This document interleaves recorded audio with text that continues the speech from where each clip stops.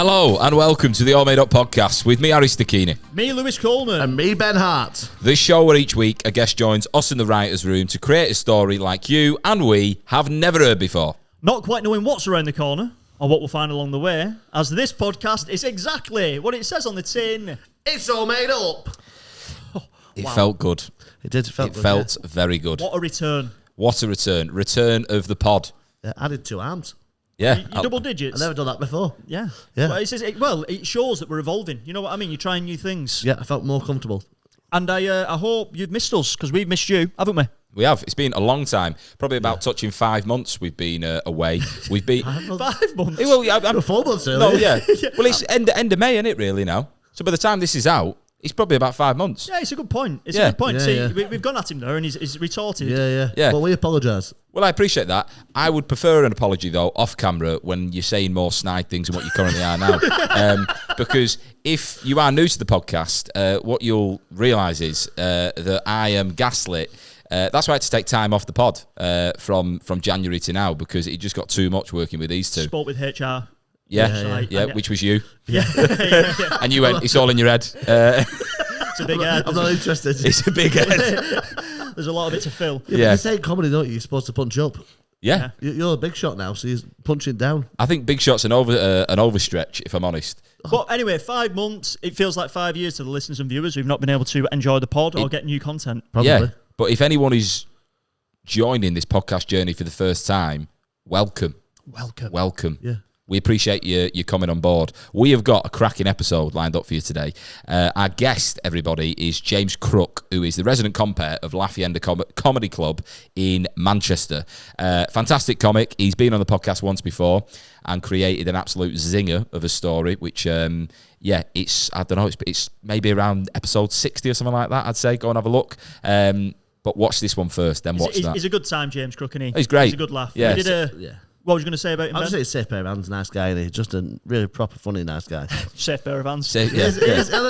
I don't feel nervous with him coming on. I feel comfortable. I'm like I can sit back today. Right. Yeah. Well, he's a very funny guy. I did a gig of his with him actually not too long ago, which was an experience. But I'll save that story for when he arrives, and we can talk about it then. Yeah. But we have been all over the world, and I expect listeners from different countries. I'm expecting Australia, 100%. Good eye. Ireland, Yep. Yeah. Scotland, Yep. Scotland. France, Yep. I went to Wales. Wales. Where else have we been? We've had listeners in the Congo. Have we? Yeah. At last. Yeah. So whatever hello is, hello. Thanks for getting on board. We appreciate it. French, don't they? So Do they? it's big. Bonjour. French is a big part of the Congo. Yeah, it's Is it? yes, but I think they got 3 languages in the Congo. All right. Okay. If French is one of them, do you know the other two? I think there's. I think Is Yeah. that Congolese or something? Like, Congolese. Yeah. I don't know. I'm going to sound like a rat. we'll fact check that in the break. Yeah. Yeah, I think the Congoans. I think they speak French. Okay. Anyway, regardless, you're listening. It doesn't matter whether or not what language they're speaking, as long as they're listening to what we're saying. Exactly. But Does it? No, you're so right. Like, you know what I mean? There's no way I translate her on this. Exactly. Can't translate me. no, definitely not. Hell of a system. But there has been an awful lot going on over the past few months. Obviously, all over the world. I was in Australia doing shows, then came back. We've all met since then, and the studio's looking good. Kicked off a tour. First time ever doing a UK tour with these two.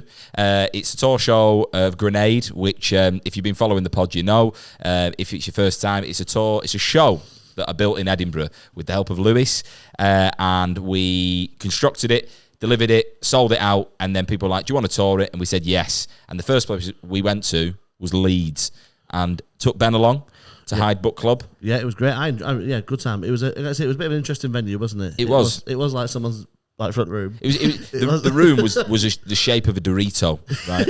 And she said, you'll be performing in the corner, and we'll pull the curtains over, and it'll look nice. And I thought, because there's a sink on show at this moment in time, and you know, as I say, when you picture doing a tour, You just made me watch my old man in sink. yeah. Well, it's just mad some of the rooms you go to. Yeah. But obviously, you got thrown off, didn't you, at the gig because there was a gentleman in the crowd that knew you. I started doing my old stuff. yeah. No. There's a guy who was I was like, I knew a bit about my hometown. Yeah. And I was like, anyone know Berry? And he was like, I know Berry. And I couldn't really see him. And I went, how do you know Berry? He went, we used to work together at Hollywood Bowl. Yeah, so when I used to work at a bowling alley when I was 16. Oh, right. I used to work at a bowling alley. Did you? Yeah. Didn't work there long. I was only 10 pin. Imagine being a 10 at a bowling alley. Oh my God. Right. There's something we're going to let you in on here, listeners and viewers. We actually recorded this intro 10 minutes ago. And Ben's volume wasn't on, and I cracked that joke off, and it lit up the place. Yeah, you couldn't hear Ben laugh. Yeah, you couldn't hear him laughing, but it lit up. And yeah, we've just tried to recreate that for you organically. I think that was nice. It was close. Let us know in the comments whether or not that fooled you or not, okay? Yeah. Hit that like and subscribe. But I do think it's worth saying this quick story about me. I got fired from that job. Right. Again, I got fired from that job, as you knew from the previous intro. Yeah. For eating nuts behind the bar. I ate about 3 grams worth of Sahara nuts behind the bar. For the listener, he said grands, not grams. Yeah. Just so you know, the type of misconduct it was. I was full. Put it that way, yeah. Were they like loose nuts, or were they like individual bags and you've like... No, do you know them you get at bars, the Sahara nuts? They've got like a You light... put 20p in the machine and you twist it and then it dispenses nuts? No, they're like hot nuts. I've never heard of Sahara nuts in Have my you not? life. Listeners, Liam, have you heard of Sahara nuts? Hot nuts. Yeah. You've been privileged upbringing. You like how I say nuts, you don't Yeah, but mate, I've heard of like chili nuts and stuff like that, but not... Nobby's nuts. Yeah, no, these are hot nuts. You got like... Yeah. You got like it's like a camel on the Right, logo. okay. Yeah. I'll show you. Sahara makes sense. Yeah. Right. Yeah, I'm not lying. Right. Yeah, it's a real brand. So you had £3,000 worth of produce. Yeah, 3,000 to the customer, not Yeah. stock price. That's what I argued in the disciplinary meeting. Did you? Actually, mate, it's not 3 grand. It's stock price. We've got to work to here. And he was like, "That's 40 quid." I was like, "Well, That is the highest markup on nuts I have ever heard of in my life. It's like, how much you buying for? Honestly, peanuts. How much you selling for? Not peanuts. Bought peanuts for peanuts. Yeah. That's wild. Yeah, I'll just ruin the whole bowling industry for you. Yeah, I will. I mean, nuts. Have you ever had nuts at bowling? No. No, I've not. No. That hot dog. Yeah, I love hot dogs. Yeah, I'm not a big fan of a bowling alley. It's not for me. Yeah, you said this the other day. Yeah. Why? He keeps mentioning it. It's just, I think it's a shit activity. It's boring. Are you bad at it? I'm not bad at it. I'm not great at it, but Rails equally, up. it's not. That eye, like Yeah. 6 foot. Yeah. And that little pushy thing. I pushed down a yoga ball. Yeah. No, I just don't like the. It's just not that enjoyable. Like, it's diminishing returns. I think for the environment you're in, which is like, hey, you're bowling, you're gonna have a great time. Yeah. You're like, I'm having a fine time. Right, okay, let's say that you've just bowled a ball, you've got a strike. What's your reaction? Do you sort of turn around and go, yes? Or like what? Or do you try and play it cool? I'd probably play it cool. Knowing you'd be insufferable to play bowling with. I'd probably give it one of them. Yeah. Yeah. I'd probably take my top off. Yeah. Yeah. Well, you're not coming bowling. If we ever go bowling, then miserable. That's fine, yeah. I'll It's be... sufferable, by the way. Insufferable. Yeah. Yeah, you were giving it me then. Why? Because any type of competition that involves you in the vicinity of it becomes toxic. It does. It's not wrong. If for those that are listening and watching, you couldn't see them, but Liam, who's one of the producers of the pod, was laughing because he's backing me up on that, aren't you, Liam? Yeah, there you go. He said, yeah. You probably didn't hear that, but he did say, yeah. He said yeah to a shaking voice. Yeah. It's like he's so scared. That's because Harry beats him. Yeah, Harry beats him, does he? Beats, yeah, at Harry. bowling. Yeah. Yeah. Hey, I beat you at pool yesterday, didn't I? Yeah, see, beat me at pool. Too easy. However, Yeah, let's get back on track. Yeah, let's get back on track. We did the tour show in Leeds, and then we went to Newcastle was the next day, right? And this was the weekend that's just passed. Me and Lewis went up. On Saturday evening in Newcastle, Alphabetti Theatre, we had 35 people in this room, which was a lovely amount. It was bouncing. It was bouncing. And at 20 minutes into the show, at quite a poignant part of the message of the show, I'm pulling people in, and I'm just about to kind of break the tension, and a gentleman on the front row evacuated his ass at a level that was loud enough for me to have to stop because it was... And I went, did you just fart? And he went, yeah. And obviously he owned it. He did, but I was a bit upset because at that point I felt I had him on a bit of a roll. But then that was the biggest laugh up to that point of that man. Yeah. Farting. It was the biggest point of the review that you got as well. I think there was more talk about the man farting in the audience than there was about your actual show. And in the review, they finished the 4-star review, let's just add that, with an absolute blast. Yeah. And Lewis went, that was his ass. See? Was it the guy in the front row on the right-hand side? Yeah. He looks like he'd fart. I saw the picture. I thought, you could smell him through the... Him and his wife absolutely loved it. He honestly, he couldn't control himself for 10 minutes after that. Did you not notice he was like holding in a laugh, like really, really tightly? I wish he held something else in. Yeah, that's a good point. He broke the tension. And then on Sunday, we went to Edinburgh to do Monkey Barrel, right? Yeah. And interesting little crowd, lovely crowd. My dad had an old friend in the audience, right? So to talk about this as interesting audience member. My dad had said there's a guy coming called Rob. I used to train him in the army. Okay. I set up the show. I go, is there anyone in the room called Rob? And this guy goes, hey. And I go, oh, I believe you know me dad. He said, yeah, I do. I said, when was the last time you seen my dad? He said, he tried to get me out of trouble in the Falklands because I shot an RG. That was the reaction in the room. I was like, oh, right, okay. I was like, so you've not been in touch since? He's like, no, I've not seen him since then. And I was like, well, thank you for coming to my talk show. Just to recommend your gig. Yeah, just to, Did you go onion, Margie? What? What? Oh my God.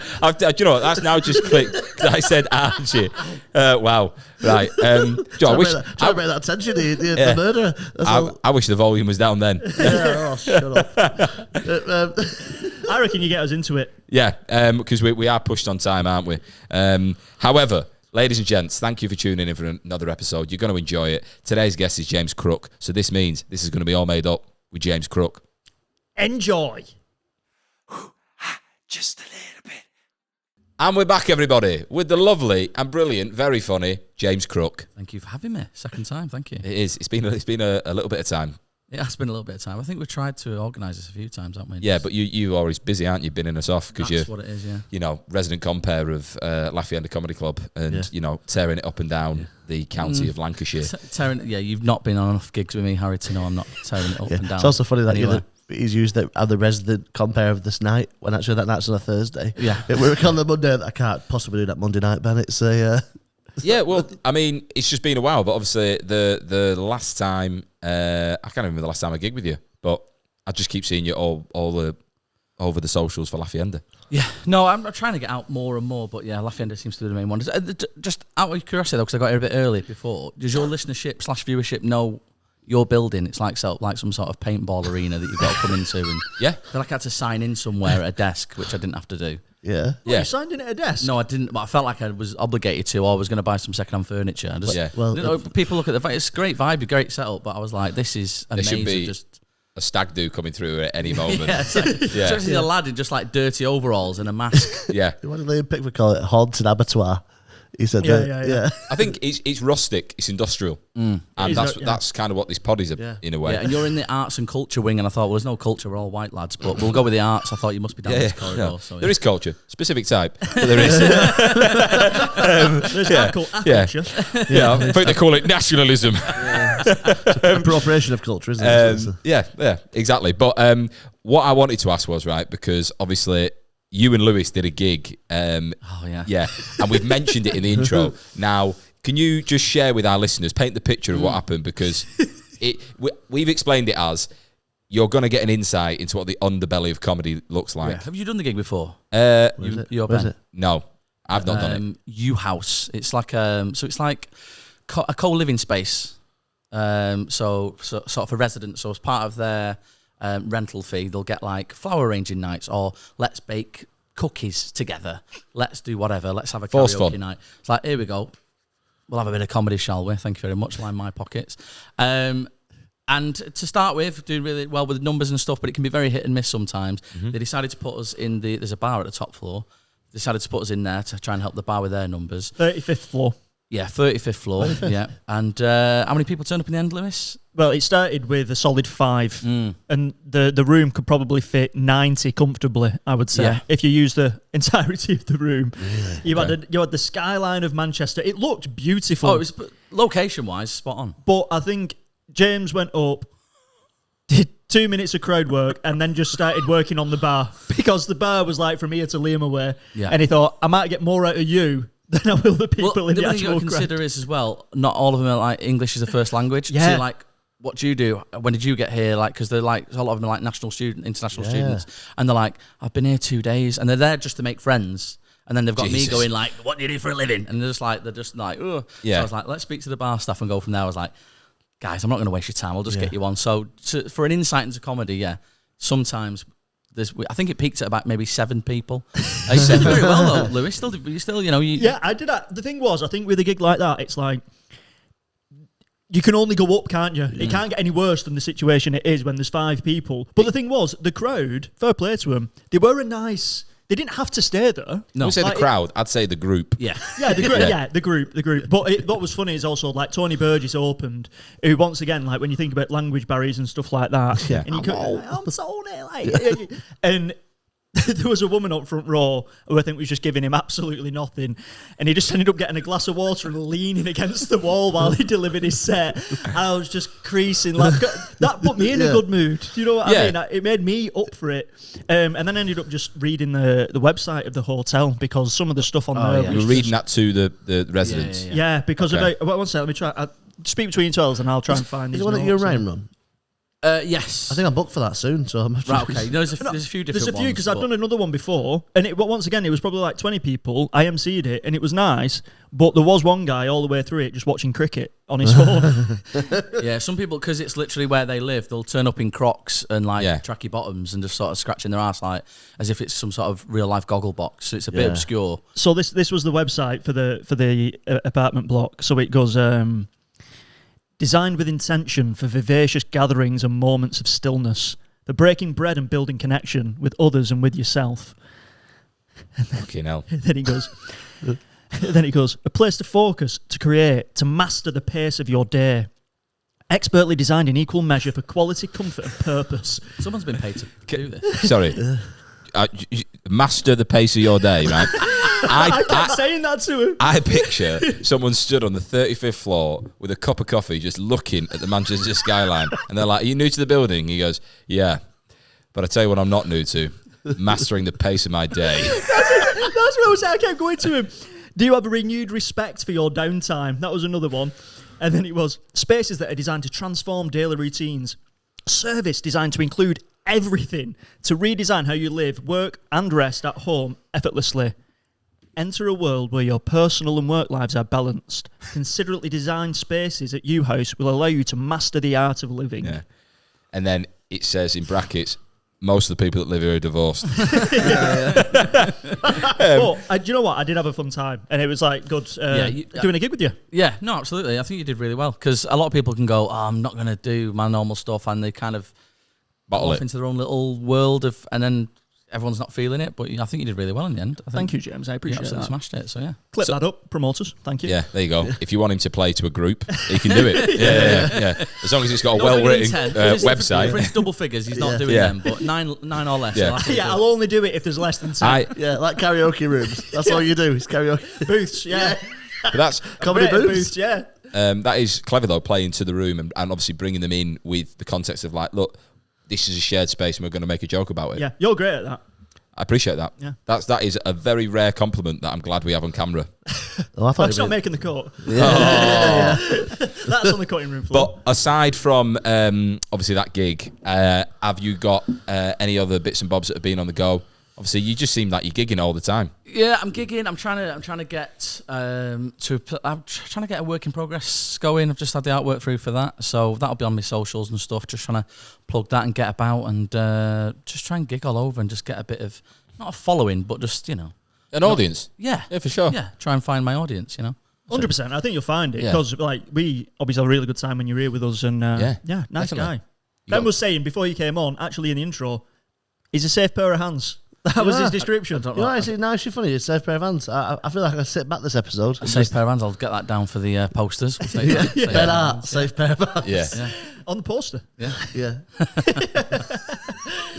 No, but you were saying before, I don't think we were recording when you mentioned, you're thinking about doing a podcast as well yourself? Yes. So give us a little bit of insight about I've dabbled in the podcast world before. I'm always hesitant with podcasts, unless you've got something unique or something different and it's not just lads sort of cock measuring. Yeah, it's just you don't want to stay in the internet a bit more than it already is. And just be flipped up going, weren't it funny when we did that thing and we were sick on each other? Yeah. So I want it to be about something. So potentially about working in call centres, my experience doing that with another lad who's done that, and getting people like yourselves on if you've done it, and try and make the, perhaps, listeners write in with their, what they've done and stuff like that. And call centre is such a universal experience that I would say 60% of the workforce of experience in some form, because it's mad. Obviously, some people do it for 2 weeks, but when you see someone that's there for like 20 years, and you're like, it's a different level of existence. I think you've worked in one or called one, haven't you? So most people understand the concept of it, and therefore I've got a story about it. My dad,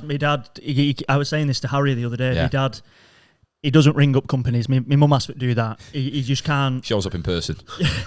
Honestly, he rang right. So about this one, he couldn't do his online banking.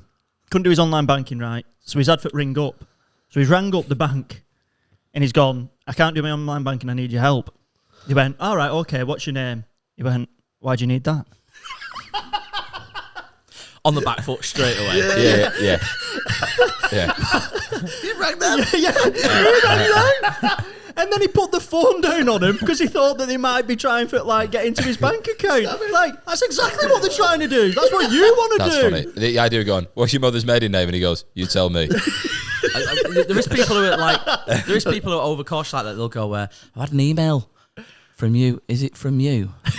Yes, it's from me, madam. Yeah, directly. How do I know?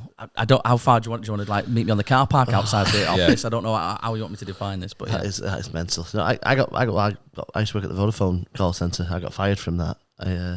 Where have you not been fired from, Ben? Have you been fired from every job? I'll tell you. Well, we were talking before about a bowling. I used to work at a bowling alley, and I got fired for eating I ate $3,000 worth of nuts over a weekend. $3,000 worth of nuts? No, that's retail price, not stock price. Stock price was 40 quid. That was my argument in the disciplinary. They buy them for 40 and they sell them at 3,000. I want to. When you go on these programs and they go, "This is what you eat in a week." I want to see what that 40 quid looks like on a table. In a weekend. You could have only worked 12 hours in that weekend. Well, I'll try to get a picture of them. Are you talking to yourself? High in fibre, it was shitting out. I was so clean that weekend. I was mad. Stuff flew out of me. But go on, you got fired from Vodafone for what? Well, in between calls, you have that bit of a wrap time or whatever. Yeah. So I used to work in the sales team in Vodafone. So every time you made a sales, they'd choose a random one to review, to check that you're adhering to compliance and stuff like that. So it was bad, really. It was stupid, really, what I did. So I was sat next to this person, and they were and they said, what would you rather do?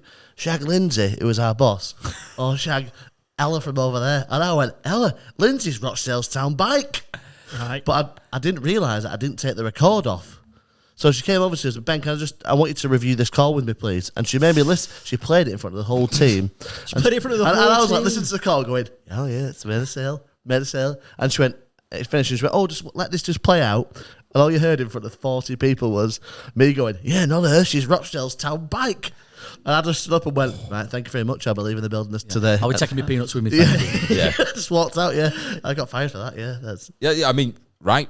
That was right, to be fair, you know what I mean? No, I'm not saying it's wrong. No. The fact that before the recording even finished, you were like, I'm leaving. But it was at the far end of the boardroom, so it's sorry about and this. then you go, come on, Lindsay, we'll leave together. Double down on it. Yeah.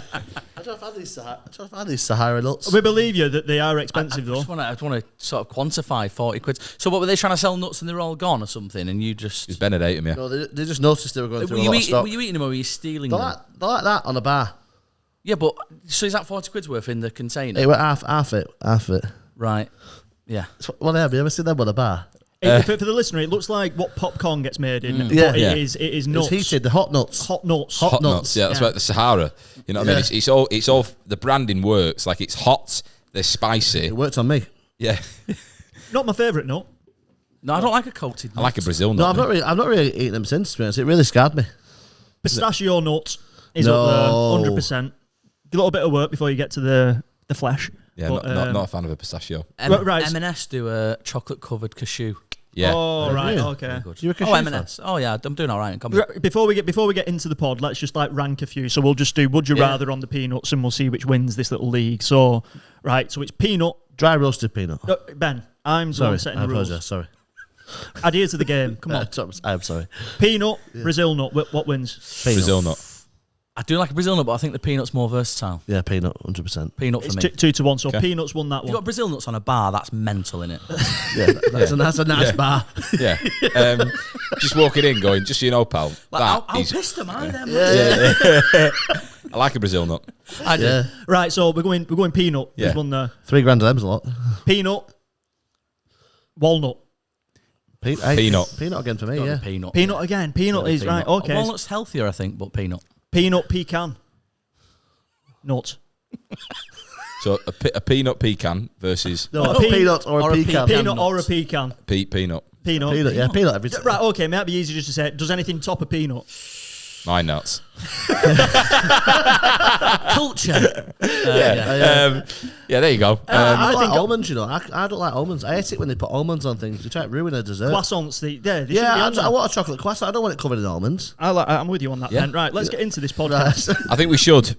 That's a clip there. Oh, it's chocolate croissant. Not covered in almonds. Are you going to get us into it? I mean, Or are you I'm just going to fucking... No, I'm getting. Make I was loads of trying, noise. trying to lose your mic, like 6 yard ball. drop your shoulder, Michael Owen. Go the other side. Michael Owen, I like Yeah. that. Respect. Yeah. Oh. Thank you.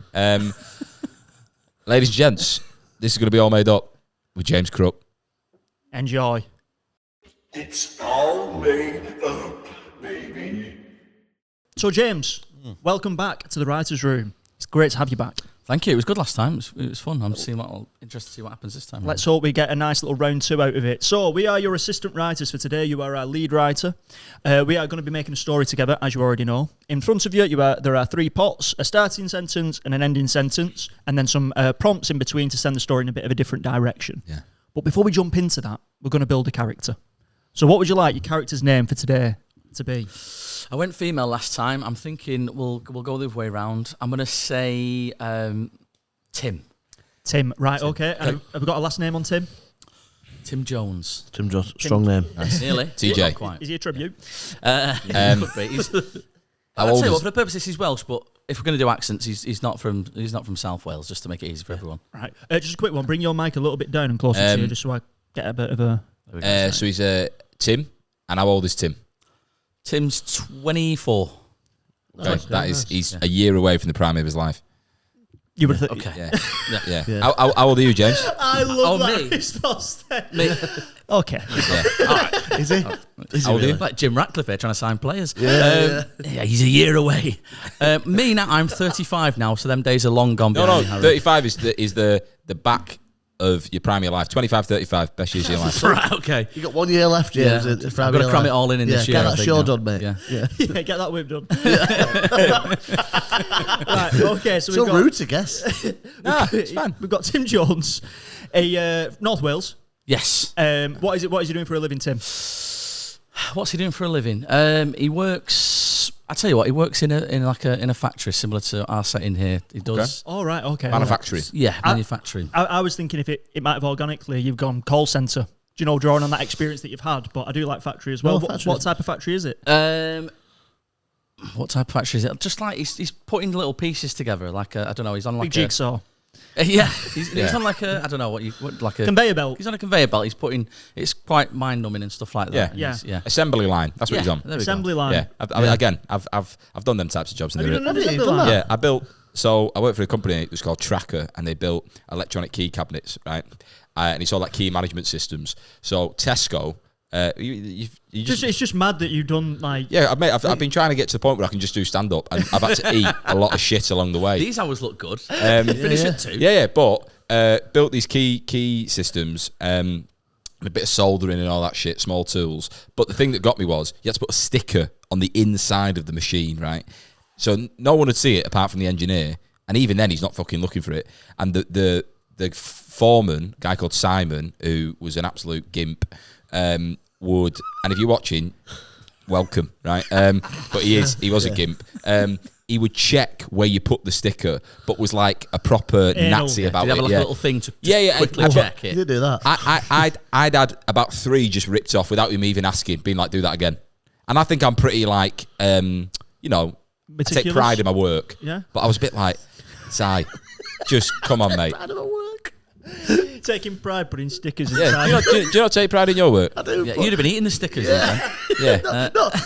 Put the sticker Ben, on. why's the sticker on your forehead again? But it's right. It's like That's a good job, that. Do you never get told as a kid? If you're not going to do it properly, just don't do it No, at all. I take great pride in my work, my day job. I love In my your day job, there. It's interesting you said day job.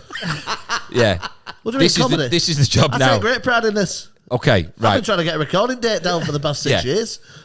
But he was a dick, right? And the point being is, working on that assembly line, it is very mind-numbing, and there are people that are really suited to that. So is he suited to it, or is he not? He's not. Should we give him a bit of... I feel like he should have... He's missed out on his... we're talking about the prime of his life and all that sort of thing.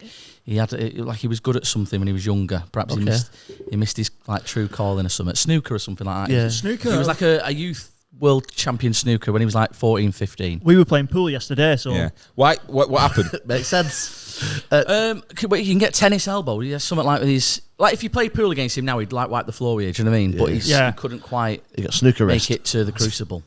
Yeah. Right, Not okay. wrist, it'd be elbow, wouldn't it? Or, I don't know, what could it be? He's got like a... And in a way, he's kind of snookered in life right now. Yes. He is. Yeah. Nice. you I know. like the idea of, just on that, what was the name of your boss? Simon. Maybe Simon is the boss of Tim Jones at Yeah. this fact. Yeah. You know what I mean? Just a little side character there, because there's some venom coming out of you then, which I liked. Yeah, he was a petty man. Yeah. Is it? But He was. Not good. let's keep going. So, does he have a house of his own? Does he have a relationship? Lives on his own. Nice. Like I say, he's probably in his feelings a little bit. He's like, I had my chance when I was younger, and now I'm in this factory job. And Does he talk about it? Is he bitter? Is he sort of like, I could have gone pro, or does he keep it under wraps? he's a little bit resentful towards it as he's getting older. But yeah, he's not kicking and screaming about it, but he's thinking, I should have been me on telly, not Ronnie O'Sullivan. He's made peace with it almost. Like he's made peace with the Doesn't fact sound that like he's- Does it sound like he's made peace at all, Ben? Yeah. He's made peace with it then. Yeah. No. Read the room, Ben. Read the room, mate. He's watching the telly going, that should have been me. Yeah. Like, Well, Who's he's at happy work. tears? The TV's not on, it's like a black mirror. Yeah. That should have been me. Full outfit. in North Wales, is this like Conway, Rhyl, Abersock? Go on, say another place. You just want to show off how many places you know in Go on, North keep Wales, going. there, don't you? I don't know. I'm Abergele. just thinking of, well, obviously, when you drive to gigs, Canarth.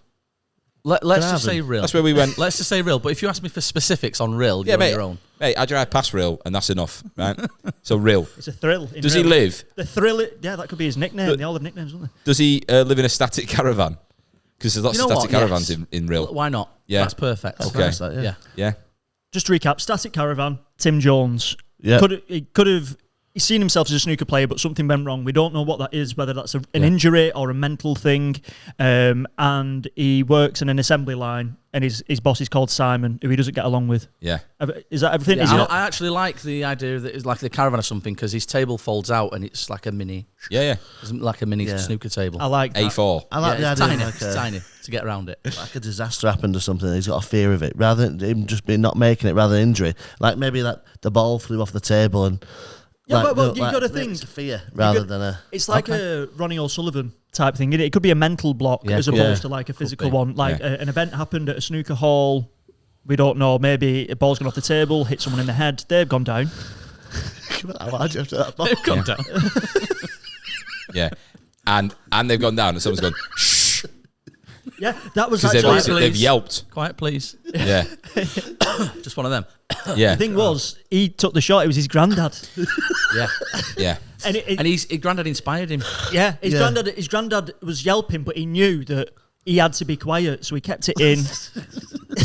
He was like, "I'm doing this for you, grandson," and he just sort of, I don't know, maybe there was a traumatic incident with his granddad. Okay. But there's no love interest or anything like that. He's a lone wolf. For now.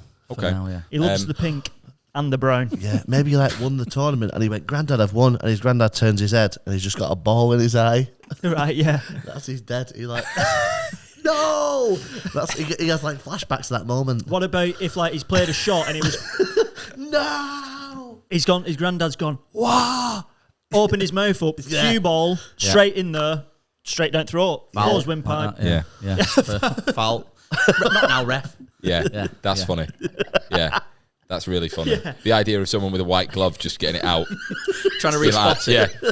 Oh, there you go. There was a lad at my uni, right, just before we get into the prompts, my mates came round for a night out, this was in first year, and there was a lad in the flat above who suffered from epileptic fits, and we came back after a night out, and one of my mates from here, we were all chilling in the living room, we'd ordered pizza, this lad's eating pizza, and he starts having a fit, and I said to Chris, Chris, you're going to have to help him. So Chris, who'd never met this lad, finds himself trying to scoop pizza out of this guy's mouth. You shouldn't put your fingers in someone's mouth. Well, yeah, but No, swallow the tongue. You should do. They can bite no, your but fucking he had a slice of pizza in it. Right. So imagine that is the first interaction you've had someone hammered after a night out. You can see that, can't you? That's awful. Yeah. It was awful. Yeah. But it was funny after it. Like. It was I thought when you said you need to help him, I thought he was like, I've just had a full pizza myself. Yeah. On his half. Why have you put your finger in his ass? Apparently it helps. He's lactose intolerant. Just, I think we picked the first line now. Yeah. So you this time, James, you're going to pick two of them. Are these in the right order, by the way? Green, red, yellow. Yeah. Perfect. Right. It's like I probably said it last time, like an FA Cup draw. Make sure you're on mic as well, pal. Luton Town versus. Okay. So this is option one. So Tim developed an unhealthy relationship with bird watching. Right. Okay. Okay. That could be both nature and women. Is he a bit of a like he's sort of looking A for peeper. Get into it. No. Yeah. Let's go number two. So we get another green one, and we can We're pick gonna between which one we the want. two. Called Twitchers, aren't they? Bird watchers. Tim had a second family that no one knew about. Right. What Okay. do we want to take there? Well, you're the lead writer, so you've kind of got choice on this. My question would be, if both of them are completely different genres of like story, and in my head, what was kind of being built was like a bit of a North Wales Billy Elliot. That's what I had. Right. Right. What did you have in your head? If you were going genre, what was you thinking? I like that. I'm not too sure what I was thinking, to be honest. Going with that. I think I do prefer the bird watching. Okay. I'm leaning towards that. Right. So, okay. like you say, there's more play with that. I So, think. but is that then like like a coming of age type film? Potentially, yeah. And I think the colours of a bird that he likes and the colours on the table, Right. Okay. Yeah. perhaps it brings his love back for The game. Maybe something with his granddad as well. found like his granddad's old bird watching book, Yeah. and that's Yeah, that's where, like, found brings his him back Liverpool. to the table. Right. Okay. Okay. So we need the end of the story as well. So I like that. So we're going with the bird one. Pick Yeah. up a red, Red. and this is what we're going to work towards. Right. The hole in his sock. That's that's it. That's what it reads. That is it. The hole in his sock. Right. Right. That's what we've got to work with. The hole in We his all sock. stopped and went, he's going to finish that sentence. Yeah. It's like, Is that it? Is that Right. So just to clarify, it's starting with Tim developed an unhealthy relationship with bird watching. It was unhealthy.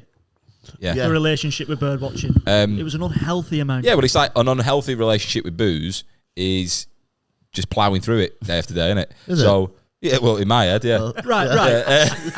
So let's just put a few dates on it. So how long ago did his granddad pass away? Well, what I said, he's 24, did I say? And Yeah. he's a junior champion. So let's say it was 10 years ago. If we're going for the Right. Accident. Okay. Accident. Yeah. the table. What if the caravan was left to him by his granddad? So that's why he lives there. Yeah. Yeah. Right. He's still got a few of his bits about, and he's still, Yeah, an urn. like when people go missing, but they keep the bedroom the same. It's still got Power Rangers up, and yeah. But he sleeps in the single bedroom with the yeah, caravan, not the keeps double where his granddad right, used his to flat sleep. caps rested on the bed and that. Yeah. So his granddad passed away 10 years ago. Yeah. He's living in the caravan his granddad once lived in. Yeah. Yeah. Okay. Yeah. So he's going through a bout of depression at work. Obviously, he's on the assembly line. Simon's giving it to him both barrels every day. You shite you. Yeah, maybe we act this out. Maybe you're playing Tim. You're playing Simon. You can be also like another assembly line worker Yeah. who's just sort of pottering along. And the scenario is it comes to a head. You're on the assembly line. He comes picking at you. It builds.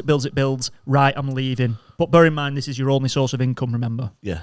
So you're taught, it's got to get to a point where, no, this is enough. Does that make sense? Yeah. Yeah. Right. Perfect. Right. So I'm just like You're both on the assembly line. Let's see the arms working, Ben. He's coming over. Don't you love it? Every day the dream, the same thing every day. Tim, have you got a minute? Yeah, I suppose so. Well, do you want to step away from that conveyor belt? Yeah. All right. Sorry, pal. Working hard here, boss. I wasn't talking to you, was I? Sorry, boss. Tim, quick one. Been looking at some of your numbers you've been hitting and not hitting. And the past couple of weeks, there has been a drop-off. Yeah, sorry about that. I'm not finished. I've not finished. He's not finished. I'll speak to you after I'm speaking to Tim, thank you. Sorry, boss. Your numbers have dropped off, and I'd like to know what you've got to say about it. I don't think you'd understand. It's coming up to the anniversary, and, we'll meet the quota by Friday. You don't need to worry about that. I needed it by Wednesday, though, Tim. That's the problem. It by Wednesday, Tim. Yeah, well, again, I've got a few things I'm thinking about, and, to be honest, it's the last thing on my mind. Tim, can I ask you a question? You're going to anyway. I will. You're right, because do you know what this badge says? I could It says tell you Simon. a few things. It says Simon. And do you know who I am? Yeah, Simon. I'm the hand that feeds you. Simon says. Shut up. I'm gonna. Shut up. I'm gonna. Something that rude to you. I would like to know. Obviously, the numbers have dropped off, and it might be the anniversary.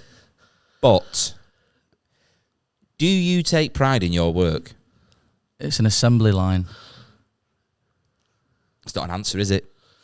Well, I think you know the answer, Simon. I think I'd like to hear you say it. It's not my passion, is it? Never has been my passion. What is your passion, Simon? Just because you like brown nosing in work doesn't mean I do. I don't think that's appropriate. You don't get anywhere in life by brown nosing. You get there through graft and pride in your work. And the problem is, Simon, I'm Simon. You tie me up in knots here. You've been here for long enough where you should have started to climb the ladder, but you haven't. You've stagnated. Yeah, and I think it's time you have a long, hard look if you want to carry on working here. Yeah, well, maybe I don't want to carry on working here. Leave then. Maybe I will. Right now. Right, fine. Leaves on the assembly line. Yeah. Just climbs to the Sorry, assembly guys. Yeah. and shake all the way down all stuff. You haven't got the confidence to leave here. I haven't got the confidence. You're a weak man. I'll show you. Will you? Yeah. Do it then. Fuck off. Yeah, and everyone's like that. He's out. Everyone's clapping. Yeah. Simon says, do it then. Nice. I like that. So he's left his work. Yeah. Left his work. You've been pushed. Yeah, but I think obviously, like you say, it's the only source of income. He doesn't really want to do it. That's why we're trying to get the anniversary in there. Yeah. Things are bubbling up. Things are, enough's enough. It's coming to a head. The anniversary's in the back of his mind. It's 10 years since his granddad's death. Yeah. Well, maybe that's how he gets into this bird watching. Then maybe he's like, I've got no money left. I need to sell some of my granddad's stuff, and he goes to sell some like a box, and the guy goes, "Oh, these are amazing binoculars. You could be." Yeah. Like maybe it's something The like that. binoculars on that. What if it's an unhealthy relationship? What if he goes to, I need to sell this book, and he goes to like a bird twitcher, do they call them? Yeah, twitchers. Yeah. And he goes, oh, the illustrious blue tit egg. Do you know how much they fetch for on the black market? And he's like, right, okay, I need some money. Yeah. Perhaps that's his unhealthy obsession. I don't know. So his unhealthy obsession with bird watching is to look at the birds, but also He's farming collect them. Poach an them. egg. Yeah. Not like that though, in the pan. I mean, Yeah. take it from a net. It's a torch. It's like extreme bird watching. Then maybe like it's like high risk. Well, he's seeing it as almost like He's farming them. yeah, he's farming them. Yeah. No, what is it when you collect? Not like a hitman, like when you're collecting Poacher. poacher. No, there's another word for it. Anyway, we know what we're saying. He's going to get these rare bird eggs in order to sell them on the black market. And North Wales is a place of outstanding natural beauty. And I think, yeah, he's just climbing summits. and I think to just bring some reality into it, I think that his granddad also, that's what he did, and he didn't know it. Right. Do you know what I mean? So he goes into the store and he goes, "Oh, you're such and such. What his grandson? He used to do this, and this." Yeah, that's what I mean. And then he's gone back to the caravan and he's gone through his like log books and things like that, his bird watching books, and it's like, oh, this can be found here, but you have to do this. This can be found here. Yeah, he catches some on the side of the caravan and the cabinet opens. Yeah.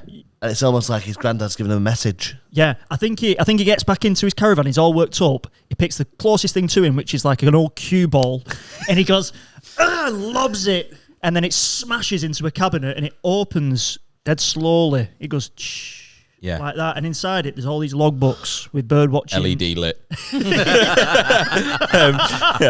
It's like a proper little chest. Smoke comes out of it. Do you know? Yeah. Yeah. There's it's like foam inside. Do you know what I mean? Like when you see a gun, right? But yeah, There's an outline of one that's missing. Yeah, It's a room. It's a room. It's like, where the fuck's this going to? You go, But essentially, what we're saying is he finds these logbooks, and it's going to send him on a bit of an adventure. To make money. He knows his supplier. He knows where he's going to get he's going to sell it to the guy who knows his granddad. Yeah. He's the one who wants the materials, the eggs. He can give him the readies, he can give him the cash. You know what I mean? He needs the cash. Exactly. So we've got a scenario there, haven't we? I reckon we get a prompting. Mm-hmm. If you pick up one of the yellow ones, James? oh, I've got a great idea. Make it some form of random.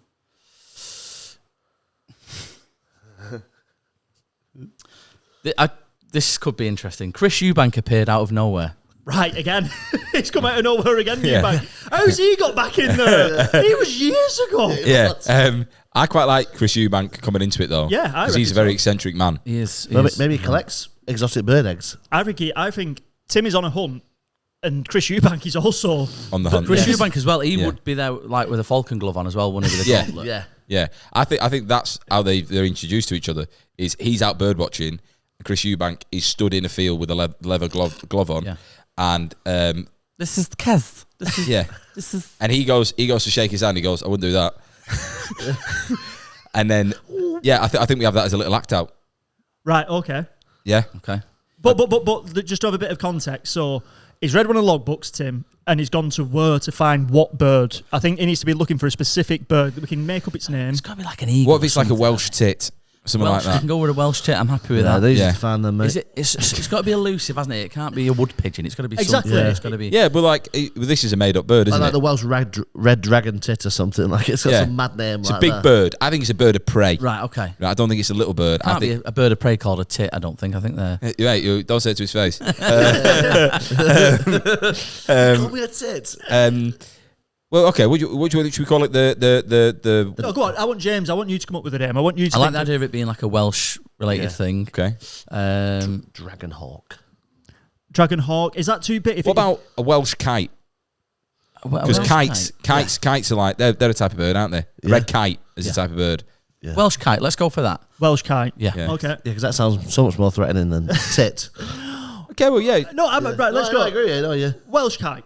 Welsh We're looking for the Welsh kite. So he's gone out. What part of North Wales has he gone to, Harry? You know the He's, location. well, why don't we say towards like Tryfan, which is, you know what I mean? You know, Yeah, sure. You was going to say Tryfan, wasn't Yeah, you? absolutely. It's the tip of my tongue there. Yeah, big, devastating landscape. It's a beautiful peak. Yeah. What I would like here is just Tim, played by James. You don't have to say anything for this, but he's looking at like Tryfan, like a plaque which sort of talks about the town. Yeah. And the narration is your voice of what Okay. Tryfan is. So you're just Okay. you're just So, reading. yeah, I've got my little logbook, but I'm also trying to find what these little cues of where everything is. And Welcome to Tryfan, the land of the Welsh Kite, the home of a beating North Wales community. Notice these mountains, these peaks speak for themselves, and the skies will engulf you. Look after yourself. Parking's £3. That's great. Okay, there you go. He's wandered into the field. Ben, you're going to play Eubank. Okay. Fucking hell, great. So you walk it. You sort of does in the logbook? Does it say look for certain sort it's of like there's behaviours a big oak tree, and he's trying to figure it out. Obviously, it comes to an opening because that's part of it. Yeah. And then I suppose that's where Chris would be. Sort of is he? Yes. I'm going to fucking... No, I'll enjoy this. Yeah. I bet you will. Yeah, I bet you will. Just Yeah, lean into yeah. it. Lean into it. Yeah, I am, literally. Yeah. Hello? Are you Chris Eubank? Certainly. Sound a bit unwell, Chris. I've been punched in the head my whole life. So, I didn't know you were a twitcher. avid twitcher, I am. Twitching all day long. You and where's your? Oh, just you wait. You You just whistle the bird. Yeah, Right. with a lisp. Okay. I love the idea of a Welsh. Is it a Welsh kite that's going to land? No. This is just his. No, his Okay. that's just hawk. his He's hawk. just- What's it called? Chris Eubank Jr. Right. Okay. Chris. Eubank Jr. All right. Okay. Nice.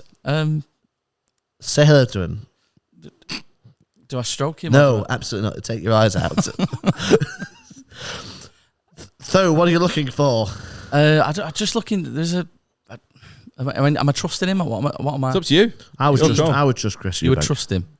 I wouldn't. Yeah. I didn't know you were really into it. Well, he's a snooker. Like he's into his sport, isn't he? So maybe there's Yeah. a bit of admiration for Eubank here, and like he does trust him because he's an athlete, and you admire Yeah. athletes.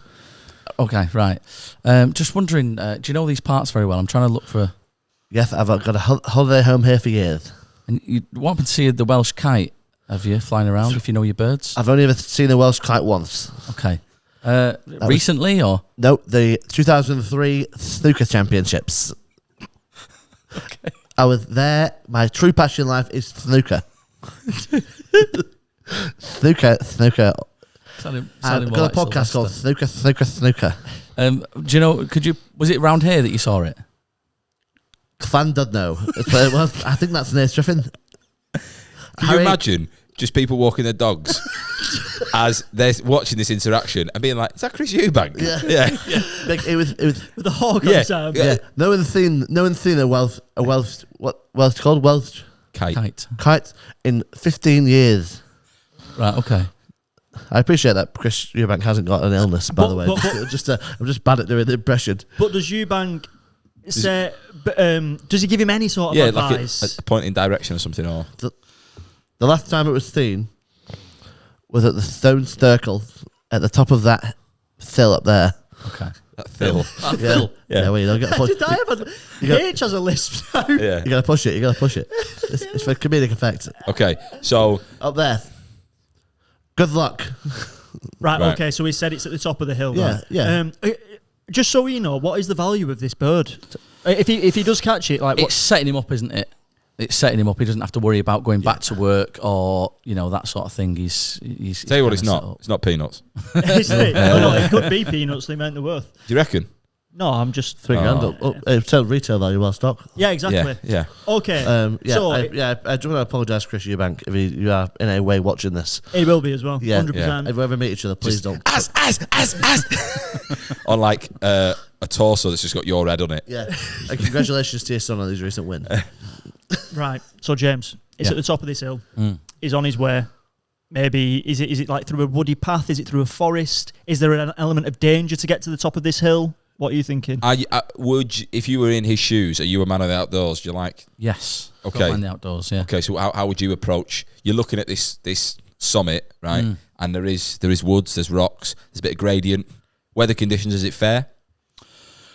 For dramatic effect, let's say it's getting darker. It's getting a bit more Okay. Yeah. precarious, and he's thinking, I really could do with getting this now, kind of thing. So you've not got enough kit, really. But if it, Not really. Okay. He's not camping. He's there. What equipment has he brought with him from his granddad's?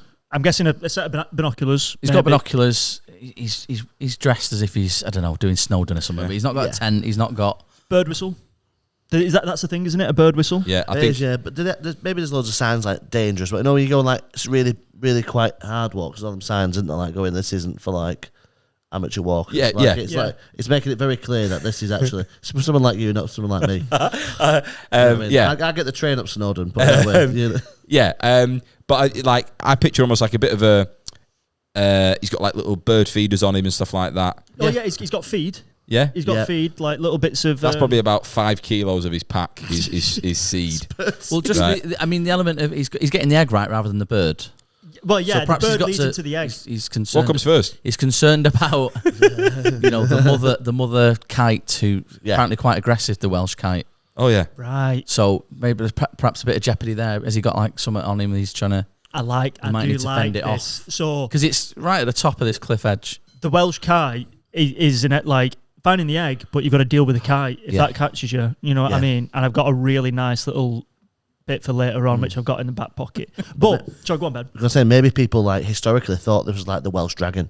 You know, Right, like, yeah. That's what this thing was at the top. When people say they saw a dragon in the old days, it was actually this Welsh kite attacking everybody. Right. It's Yeah. massive. I also think we need to add a bit of tension maybe as well. Like, why does he need this money so quickly? Is it because he's going to lose his caravan? He's maybe, out or of something? work, yeah. Yeah, like just so it adds a bit of a, like Yeah. bit of a, I think so. I think Yeah. he's going to have to maybe the caravan goes. yeah. But maybe his pool cue is also is like worth a bit of money, and like that's the last thing he wants to sell. He's pawned it and he needs to get that back.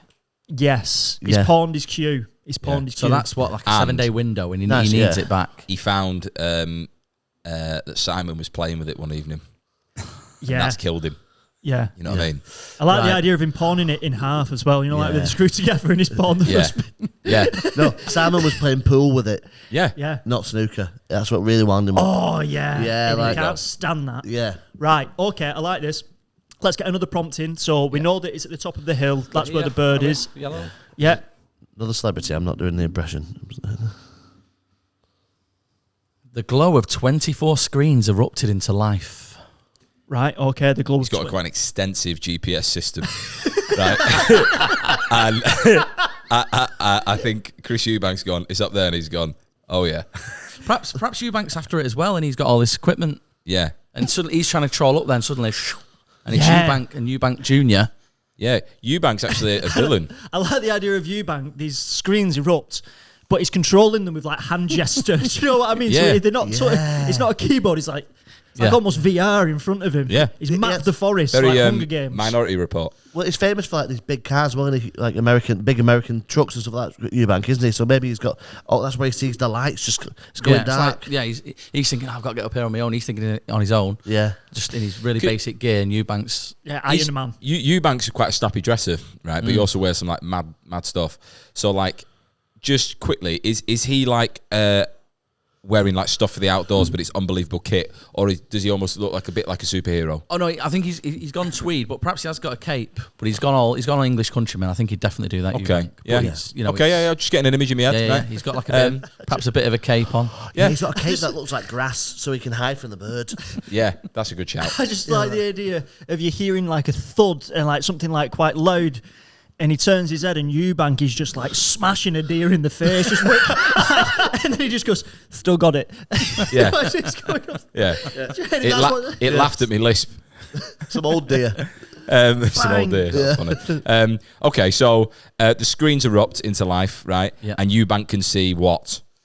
So he's looking at the summit and he's trying to get there before. I've got a great idea. Yeah, Okay. the bird. He's got a camera on his head. The bird has.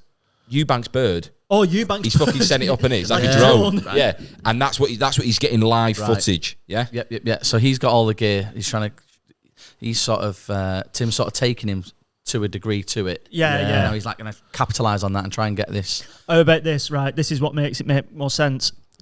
Eubank didn't know the value of this red kite egg, but He's he mentioned it. He mentioned it to him, and that's what's made him think, Yeah. well, I want to get that first. Yeah. I want another truck. Have you ever seen Adventurers Down Under? No. No. Oh, great Disney. But there's a poacher in that, and that poacher is like comes across sweet and lovely, but has got a Komodo dragon. He's like as his little Yes, I've seen that. sidekick, and they're trying to go after this egg. And the Komodo dragon is mad for this egg, and obviously it's the value of it. So Well, this is like that sounds so similar to what Yeah. we're So doing. you're saying this is like Disney material? Is that what you're saying? potentially, yeah. I think Yeah. if we punch less animals in the face, perhaps, yeah. Still got it. Okay, right. So we know that Tim spotted Eubank also going for the egg. He's thought he's going for this as well. Yeah. Yeah, well, I think the bird spots the nest, and then the cameras go black. Right. Which bird spots the nest? Eubank's bird. Eubank's They're bird. watching it, and they see it, and then it just goes black. Oh, the 'Cause screens go something's black. taking this bird out. Oh, right. You know, Right. like, adds a bit of more. Oh right, The yeah. transmission. What is that? It's the red kite The is red killed. kite. The Welsh Yeah. kite. Yeah, but yeah, I think maybe that adds a bit of like a oh shit, this is like a Yeah. actually quite dangerous. Okay, so let's say that there are 3/4 up this hill. Has it got to a point where it's a race to the Yeah. top? It's a race to the top, right? Okay, and I'm just trying to think. Well, Go on. I think, what's his name? Tim. Tim? Yeah. Tim isn't threatening. No. You know, so I think Tim sees the egg, right, and he's like, he can see the nest, and the nest is unoccupied, right, and I think it's how big's this nest? Like, if it was a swimming pool, how big is it? Is it like a paddling pool size? Is it like a plate size? How big's the? Is that your I guess? think it's let's say it's hanging on the edge a bit precariously. So Okay, it's really high like up. size of a fruit bowl. Yeah. Okay, right. So because I'm trying to get the size of this fucking bird. Yeah, in my no, head. I've never gone swismming pool in terms of like. In my head, though. How big is it? Swimming You were pool going to ask me the size. size of the nest, but went for that in swimming pool Yeah, size. because Is this how? James's Is face this just a went- yardstick for everything now? Yeah, because he went, the bird's massive. So in my head, do you know like a little paddling pool you see, Right. like in someone's garden? Yeah. I've got that as this nest. So he like gets into the nest, right? Oh right, okay. Yeah, yeah, So yeah. Right, right, okay. Yeah, and he's like, and the egg's probably about the size of a rugby ball. Okay. Okay, No. and I've got, well, you finished that. okay, I'm just thinking maybe he grabs the egg like that, and he's like, and then as he's like gone to just pick it up, he feels this presence, and like there's a shadow of what is the kite behind him. Right, I think it should be a snooker ball sized egg. Exactly what I was going to say. Okay, I just think that is more poetic. Yeah. For Yeah. one, for two, you're saying and he's it's in now the shape of a. There's loads of them, and they're in a little triangle. Yeah. Yeah. This is it, and it's almost like a Harry Potter Chamber of Secrets situation, or like a Philosopher's Stone, where he has to play pool with the eggs We're at the same Right. in wavelength. order Okay. to get out. So we are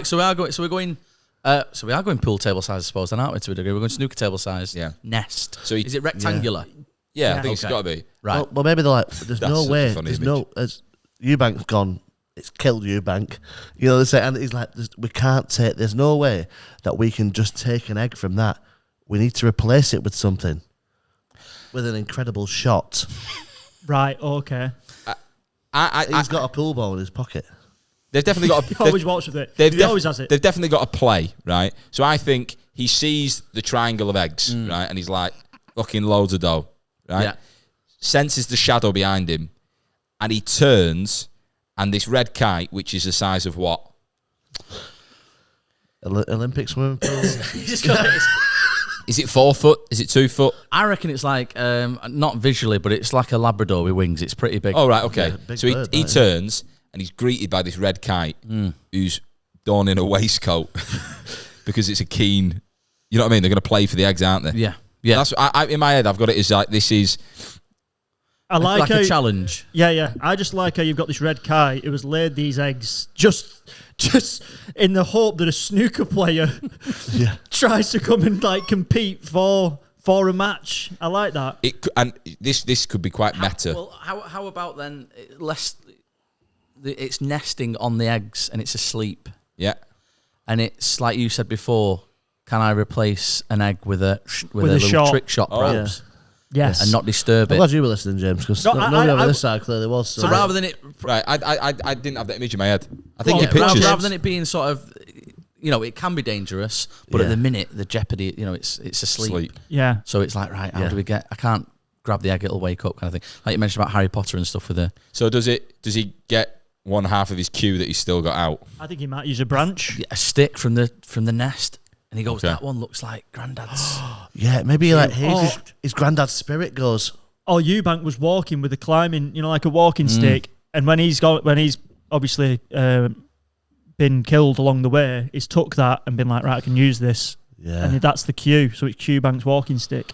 yeah, Yeah. Are Okay. you happy with that? yeah, and it's use the cue. Yeah. Use the cue. Yeah. It's his granddad. So go Yeah. on. So obviously he's thinking, what's he? Is he using a pebble? He's not carrying a snooker ball with him. He's not like a darts player. I think- He's I think got he three has- in his top pocket, has he? Like I think he has one. He's got one. Ball. He keeps one with him. I think he holds it when he thinks.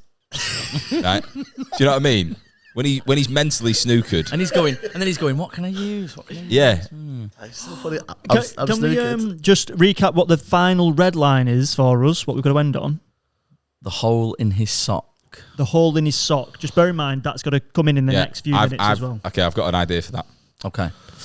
So he's got this ball and he's thinking this ball needs to replace that egg perfectly. Can't crack the egg. It's got to be delicate. It's got to be precise. Can't crack the egg. Good and point. as he's sort of looking, he's trying to like get position.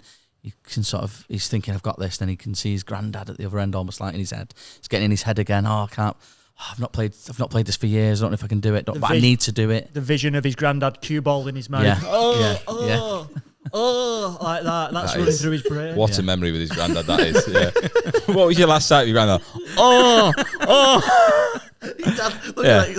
Did you kill him? Is it like a sex party? Yeah. That's just going Right. repeat. So, almost a slow motion of it, shuts his eyes, takes the shot, knocks the egg perfectly, gets it. One comes off the corner. Yeah, just perfect, like a little, like a break in a final. Yeah. And the black one hovers over the edge. And then the egg sort of pings round and comes to him delicately, and he picks up the egg. Is he putting it in a sock? Well, I think that's the case. I think at that point, as he's got the egg, I think the bird wakes. Yeah. Right. He thinks he's done it, and then you get the big shadow of the bird. Yeah. And I And he mean, turns around and the bird's just chalking up a cue. And just said, "Not so fast." yeah. I was going to say, can it speak? I don't know. Yeah, like the dragon in The Hobbit. Yeah. Or is it Shrek? Well, that doesn't speak actually, does it? No. Hobbit. Yeah. Yeah. The first option was nice. Reading ages just came out there. Reading ages films. Yeah. And swimming pools. So, does the bird speak? You know what? I think the bird's impressed with the Doesn't shot. have to. I think it's a magical beast, isn't it? It's going to speak. It's set up a cute snooker table for a nest. It's pretty advanced. For the listener there, Ben just did the biggest yawn you've ever seen on the edge of his seat. Yeah, it wasn't subtle about that at all. I felt the intake of air go in. You sort of went towards him like Yeah, vacuum. It's a podcast. I know, but No, but what I'm thinking is because we do need to wrap it up. So maybe the bird congratulates him, like, great shot, well done. Obviously, many snooker players have come up and tried to do this. You're the first one who's managed to do it. just rib cages and waistcoats on them. Ronnie O'Sullivan, Judd Trump, like they're all like the carcasses of all that's snooker another players. Pair of them glasses off that lad. Dennis Taylor. Dennis Taylor, they're all there, and he's the first one to do it. And he obviously he's chuffed. He's got his granddad's sock in his little bird watching outfit. You know what I mean? He's like, what can I get? He pulls out a sock. It's his granddad's. Doesn't think too much of it, puts the bird egg in. Goes to the guy who buys these exotic artifact eggs. Yeah. And as he opens up the sock to sell it, there's a hole in it. Yeah. Crack on the floor. Yeah. Monday morning, back in work. Yeah. Sigh. I think that's it. Yeah. James Crook. Thank you. Absolutely fantastic. Thank you to my co-writers. That's funny. I really enjoyed that one. Yeah, great visuals. But that's what I think in pictures. So, like, getting an idea of what Chris Eubank's wearing adds to it because he's like a little evil, Oh, absolutely. Yeah. He plays the villain better. It's like, do you know that? Have you seen Paddington? No. Right. Reading age again, coming through, solid. One or Paddington two? Pearl. No, not seen any of them. Not seen any of them. They're all sad then, you know. Yeah, well, the villain in that's the image I'd have. This like kind of taxidermy mad, like I'm mad about animals. What we wanted to do, James, because we did like this section. What we used to do, and we're going to bring it back. Is you've got 2 minutes to pitch what we've just made. We're the executives. We've got money in the bank. We could finance this film. we did Paddington. We did Paddington. 1, 2, 4. and 3. Yeah. So you've got to give us like a 30-second elevator pitch and why it should be made. Yeah. Go. Perfect. Right, lads. Looking to put Wales on the map. Think Billy Elliot. All right, we've still got the minds, sort of, but this lad is into his snooker. All right, there's a bit of a tragedy to start with. You've got the industrial aspect of things, and a loss of passion in his life. Zest brought back by a mythical beast. And, will there be tragedy? Will there be success? Also thinking of pitching Chris Eubank in this one. So, That's good. Yeah, he's relevant at the minute. He's recognisable. He is recognisable. He's wanting to get into a bit of acting. Yeah. And affordable, I reckon. Yeah. Probably. The only thing we've had with quite a lot of the films we've made is that it tends to have quite a linear kind of story. It's kind of family and all the rest of it. We were hoping for something that was kind of an interest that can get out of hand. So have you got any Thinking birdwatching. Yeah. But that's new. We've not seen that. Well, yeah, you wouldn't have seen it exactly. So birdwatching with the Welsh countryside. So you don't have to.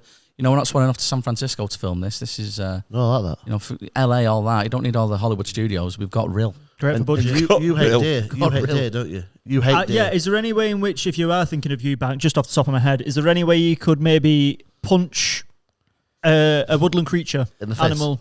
We can certainly incorporate that in. How about a deer and its antlers fall off as he does it? That would be funny. Get that in the prop department, I'm sure. Yeah, I love that. I like it. My only question would be any suggested title. Ooh, now then. You should say you snookered me there. We love it. I don't know, a Welsh reference with snooker in there.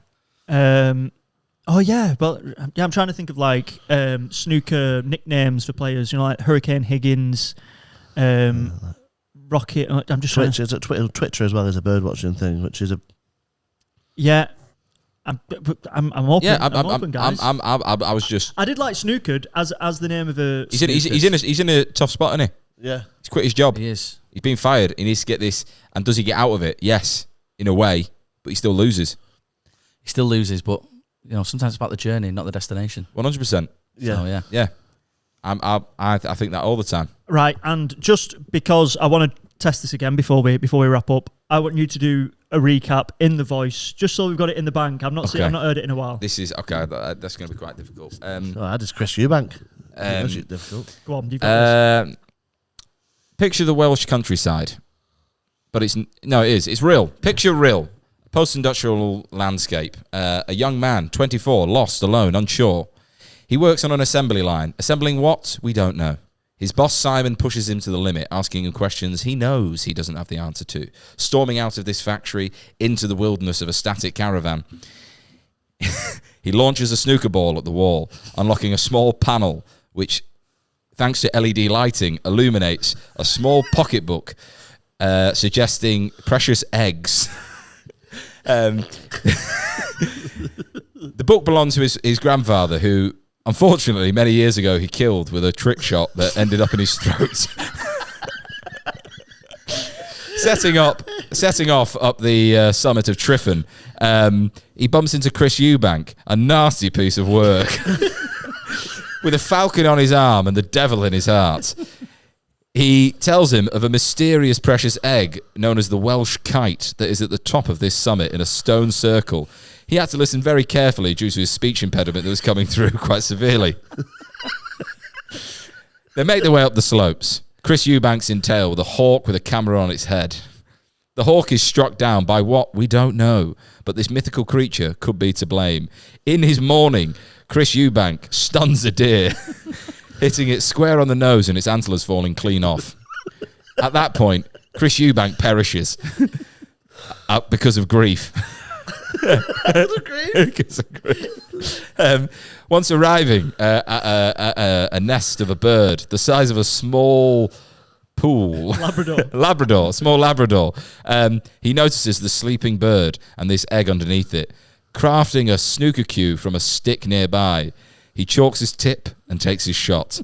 It's a clean break. One peels away from the corner. But it wasn't that good, because the bird awakes, looking at him as if to say, well done. You have achieved what others haven't, pointing at the carcasses of former sports players. He puts the egg into a sock and heads down the slope, arriving back where he started his journey, at this, which I forgot to mention, which is a small shop that sells in precious animal goods. He goes, do you have the egg?